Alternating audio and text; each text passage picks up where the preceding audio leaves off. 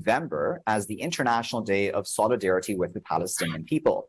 On that day, in 1947, the UN Assembly had adopted the resolution on the partition of Palestine. Now, all these years later, Palestine is not yet the full-fledged state that had been promised to Palestinians.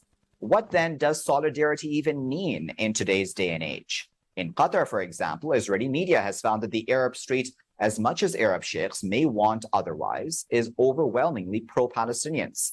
And global solidarity events on these and other days shed light on the unresolved Palestine issue. To discuss this further, I'm now joined from Washington by Khalil Jahshan, who is the Executive Director of the Arab Center, Washington, D.C., and from Jerusalem by Jeff Halper, head of the Israeli Committee Against House Demolitions. Well, I'm going to now ask to speak to our first guest, Jeff Halper, if you can hear me, Jeff. What do you think, Jeff, about the question of solidarity at this time? As I put it there, you know, there's a lot of solidarity events happening today, but I wonder how you would define that. Is it enough to just be speaking about this in rhetorical form? Have we moved on to a step where we need to now have actionable things happening?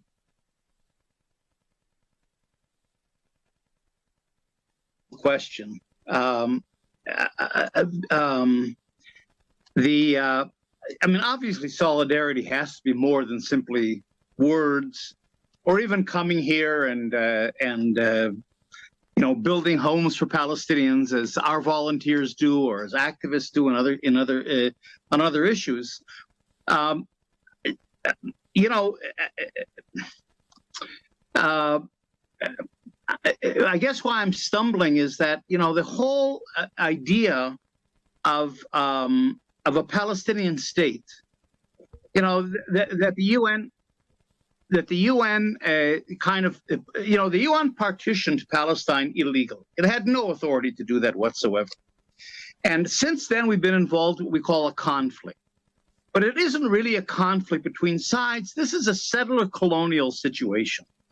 And so the problem is that it isn't a matter of kind of detaching Palestine and being in solidarity with Palestine and seeing a Palestinian state emerge. A state is not going to emerge.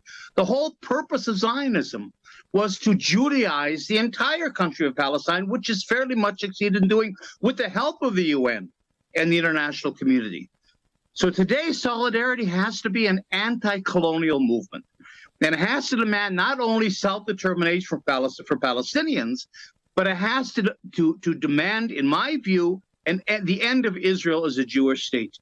Israel cannot continue to exist as a colonial state, taking up 78% of Palestine and closing the rest of Palestine into an apartheid kind of enclaves, and then somehow we're all satisfied with some kind of solidarity. So we have to be clear about what the struggle is. It's an anti-colonial struggle. And from my point of view, I'm also a member of a group that's called, it's a Palestinian-led group called the One Democratic State Campaign. And what we're calling for is the end of Zionism and the decolonization of Israel as a colonial state and the establishment of one democratic state for everyone here in Palestine with the coming of the refugees. So I guess I can't separate solidarity from the idea of having the proper notion of what this issue is, a colonial issue, not a conflict, and the end game, which has to be not two states, obviously, and not apartheid, I hope, but it has to be the decolonization of Zionism and the establishment of one state in Palestine for everyone living here, including the refugees. So I wonder, you know, we've had, and I can see now Khalil is joining us, in fact. So Khalil, I'm going to bring you to the conversation. Thank you for joining us. Khalil, I wanted to ask you as well about the notion of solidarity, right? And Jeff there spoke about, of course, the fact that we need to now move on from just a point of rhetoric and, you know, just you know, placards, et cetera, which of course have their value. I do not want to downplay any such unity or solidarity with the Palestinian peoples, but we need to move on to a place where we're now taking action in some significant form to achieve Palestinian statehood. What are your thoughts about that? Well, with all due respect, the International Day of Solidarity with the Palestinian people that was essentially passed in a resolution by the General Assembly going back to the mid-70s has been rendered by history into a meaningless diplomatic gesture in a way. So I fully agree with what Jeff said.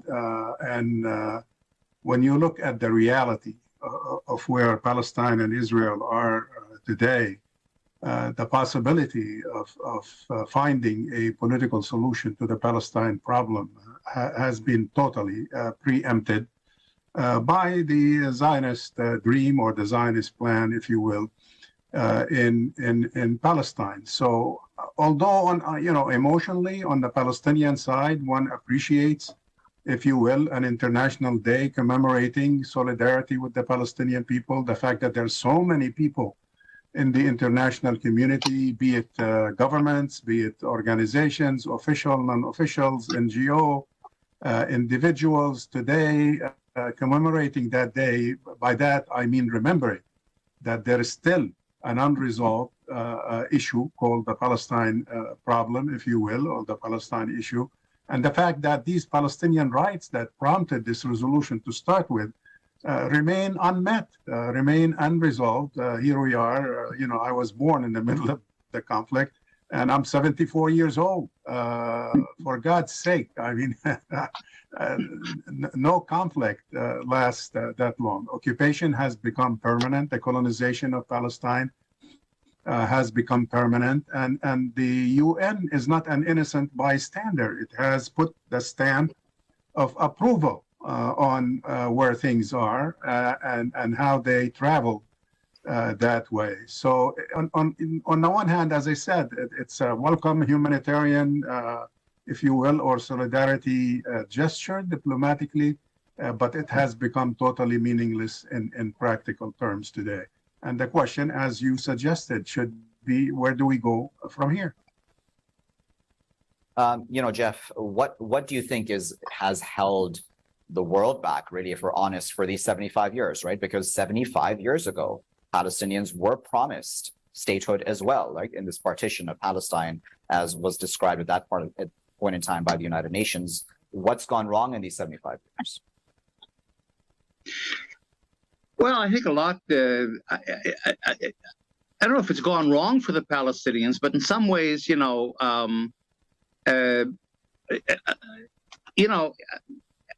a sense, things went right for the Zionists. Let me try to put it that way. In other words, they were very clever in at a time when the anti-colonial movements were rising in Africa and Asia, in the 20s and 30s and 40s and so on. They were very clever in linking up with the colonial powers, so that the League of Nations mandate, if we go all the way back to 1922, was dictated by the Zionists in Britain, that had dictated the Balfour Declaration of 1917. So right away, the Zionists were able to recruit the support of the major powers of the world. And then over the years, I think Israel, I wrote a book about this called War Against the People. Israel has made itself very, very useful for the powers that be. It's really thrown its weight behind colonialism, global capital, and today it's one of the. I think it's one of the major enforcers of both global capitalism and repressive political regimes all over the world. And that's the array of Israeli weapons, police tactics, technologies of repression, surveillance that we know a lot about. So I don't think it just happened. In a sense, the Palestinians were unlucky in that the Palestinian issue came back in the 60s with the establishment of the PLO at exactly the time when the anti-colonial movement and was beginning to recede because most of the colonial states had achieved independence. And the Palestinians were kind of left alone today. They're in an anti-colonial struggle almost by themselves because this is one of the last real colonial situations to continue to exist. And then at the same time, as I said, Israel has found a way to recruit the major powers behind itself. And so I think it just didn't happen. I think there's an unlucky circumstance of history for the Palestinians, but they have to contend with a very clever, and this is part of the strategy that we have to use using forward. They have to contend with a very, very clever and sophisticated opponent.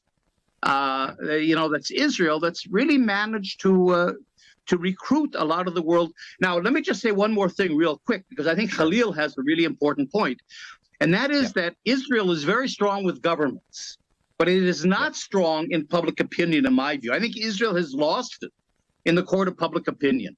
And so the trick for the Palestinians these days, if they can get behind a political program, is that they can mobilize the international grassroots. I mean, there are thousands, and talk about solidarity. I mean, there really is solidarity. There are thousands of pro-Palestinian organizations all over the world, but they don't know what to do exactly. Jeff, if you allow me to just come in, we just have a minute and a half before we have to go into a break. Okay, the Palestinians have to just very quickly, Khalil, if you can, I want to get your reaction to that last part of what Jeff said about, Israelis would argue at this point, as you well know, Khalil, that they in fact have support now in the Arab world through the Abraham Accords. What are your thoughts about that?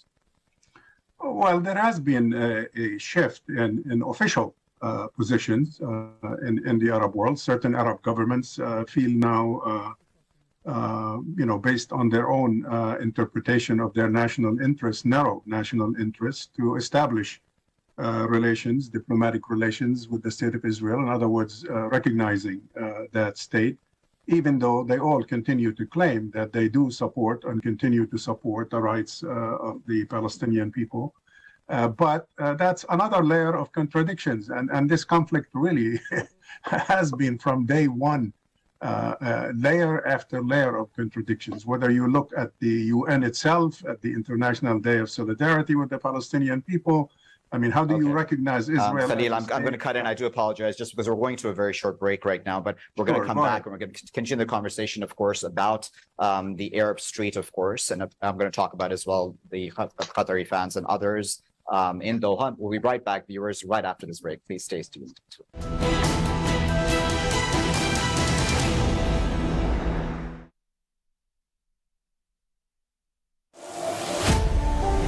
Assalamu alaikum and welcome to the Free Legal Advice Show on British Muslim TV. People are finding it very difficult to go abroad to get married. It is possible to make an application for a fiancé visa. We do have quite a lot of people in the UK, and this issue of nationality is arising quite frequently.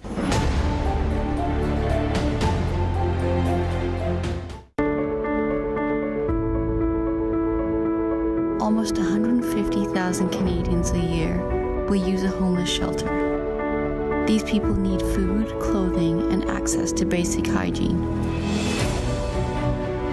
Fatima Zahra Helping Hand is a non-profit organization with the goal of helping the underprivileged in Canada. Along with our active support for recent immigrants and refugees, one of our ongoing initiatives is to feed and clothe the homeless.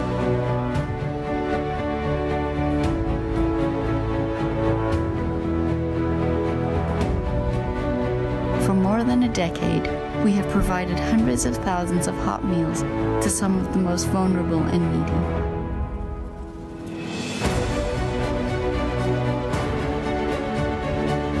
We continue these efforts with several monthly initiatives.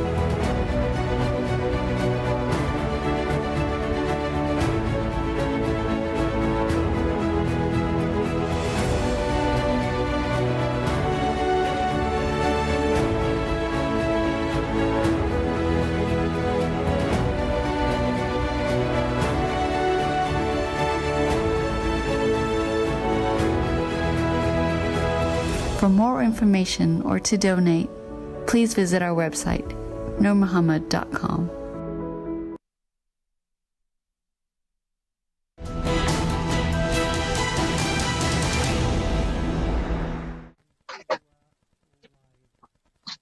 Welcome back, viewers. You're still here in Scope with me, Waqar Rizvi, here on BMTV. We're continuing to discuss the International Day of Solidarity with the Palestinian people. Khalil, before going to break, we were talking about the fact that the Israelis would argue that they now have support in the Arab world. But on the flip side, then, of course, and this is just a small example, but nevertheless, we've seen in Qatar during this World Cup so far, Israeli media has had a very hard time, at least seemingly through the videos that have come out on social media. I'm not there on the ground, but seemingly they've had a very hard time. They've been targeted in the sense, through chants or being told that, listen, a lot of, with pro-Palestinian chants many times or other such sentiments that are being expressed to them. Is that the more honest, if I may say, feeling on the Arab street? On the emotional level, yes. I think there are 2 points to make in response to your question. One is what you just described as happening in Qatar, which has upset, of course, the Israeli coverage, and particularly as reporters who traveled all the way to Qatar to report on how things have changed positively, were in a way confronted by the fact that they're not welcome. The rank and file, if you will. I don't know what's the surprise here. I mean, it's not surprising, particularly for those of us who, on the scientific level, have been involved in public opinion surveys throughout the Arab world. I mean, the Arab Index, opinion index that we have been doing at the Arab Center for almost 10 years now, on an annual basis, shows that public support for Palestine and for the Palestinians continue to rise. And in some countries, like in Algeria, for example, it's in the 90th percentile, which is higher than in Palestine, for God's sake. So I don't know. Don't tell me the Israelis are surprised by that. They didn't know that. In Saudi Arabia, it's in the 70th, 70 plus percent. And public opinion in the Arab world has been very clear on this issue, even though they acquiesce in some cases to their government's decision for narrow, as I said, national interest, political interest to do so. But it's not necessarily the most popular decision taken by certain Arab governments who have decided to normalize business with Israel. I say business on purpose because that's what it is, really. It's just a business rather than politics or ideology. Jeff, I wanted to, in fact, get your thought on that. And from your vantage point, do you think that the Israeli public as well, to an extent, has been fooled, where I would imagine that the establishment has sold it to the Israeli public that, oh, now the Arabs are now on our side? Well, I think both the Israeli public and the Israeli government don't care about Arab public opinion. All that matters to them, I think they don't care about the Arab world in general. I mean, Israel is, even if we're talking about the World Cup, Israel's a part of the European group in football, not a part of the Asian or Middle Eastern group or whatever.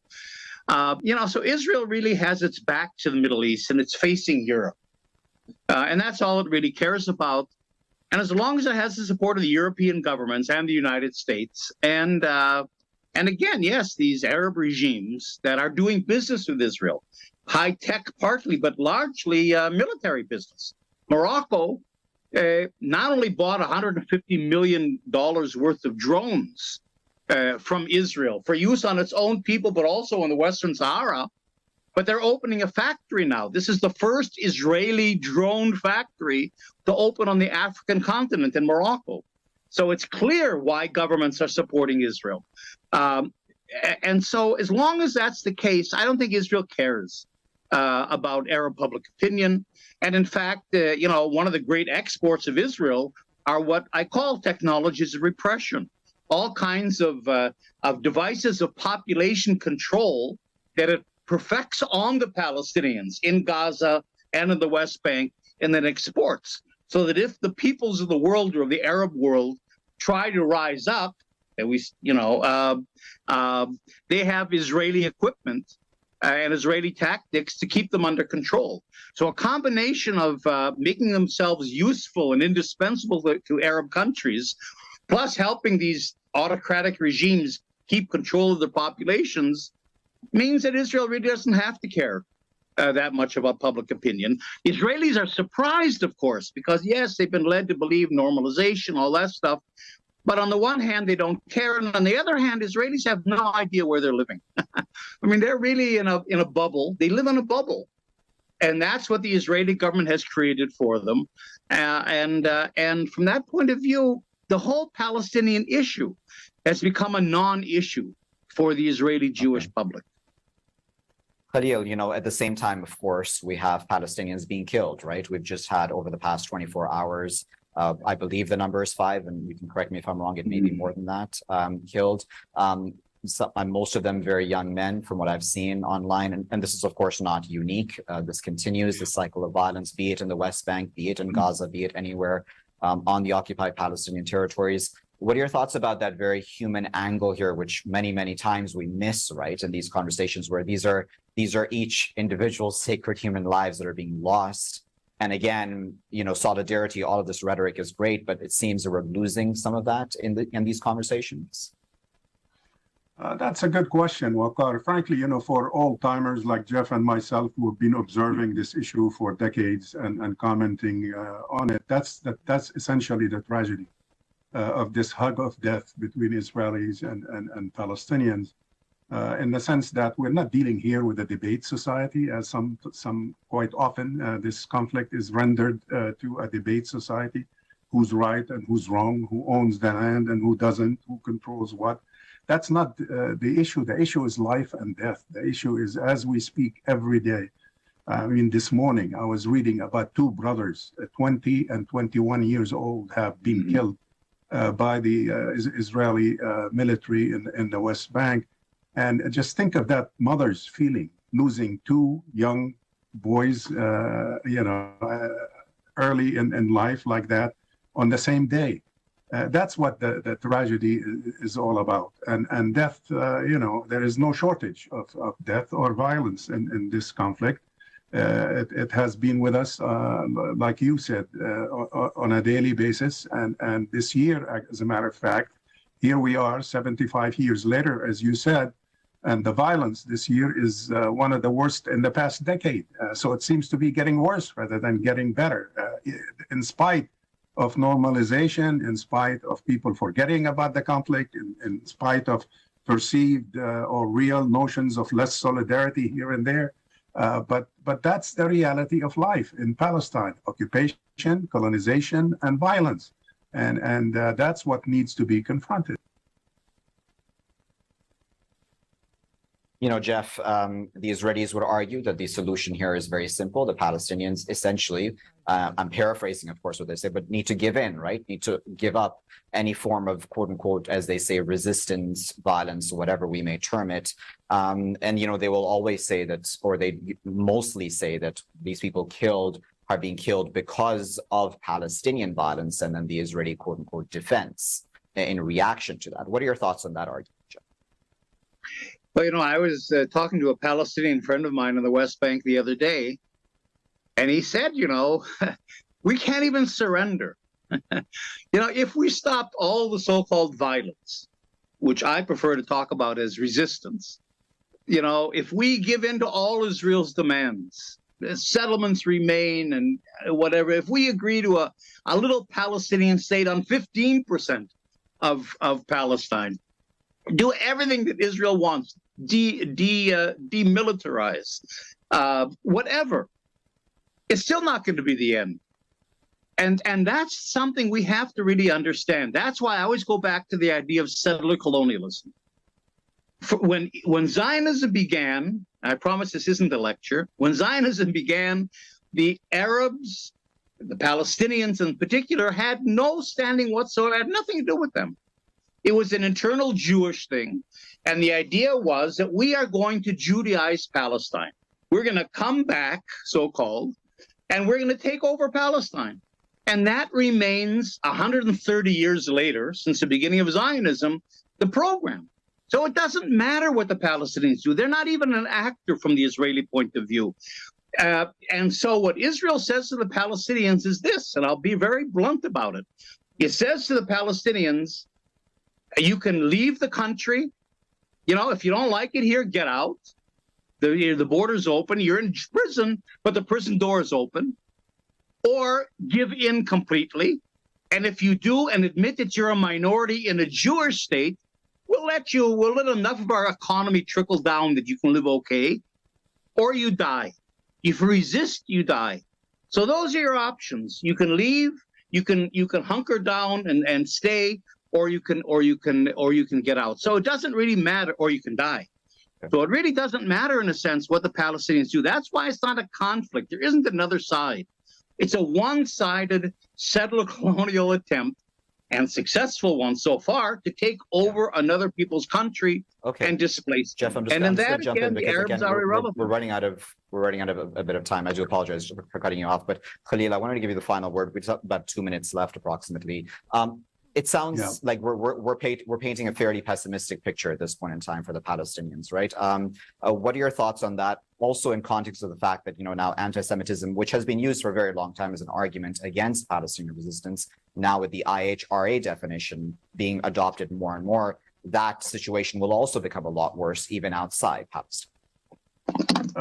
Definitely. I mean, that's where we're heading at this time. And Jeff is not giving us, a historical lecture detached from reality. That's exactly what the conflict is this morning as we speak, or this afternoon as we speak in Israel. I mean, the debate, the differences in forming the government between Shas and Otzma Yehudit and religious nationalism and whatever. They are competing as to who's going to be in charge of Judaization of Galilee and the Naqab and the Negev.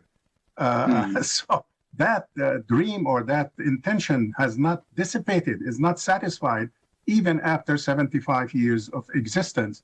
And Israel hasn't found itself, hasn't found its security, hasn't found the solution for the Jewish problem as it sees it and as describes it. So they resort to anti-Semitism attacks because it works in some parts of the world, defaming what is a national liberation struggle on the part of a people under occupation as hatred, as anti-Semitism. It doesn't make sense.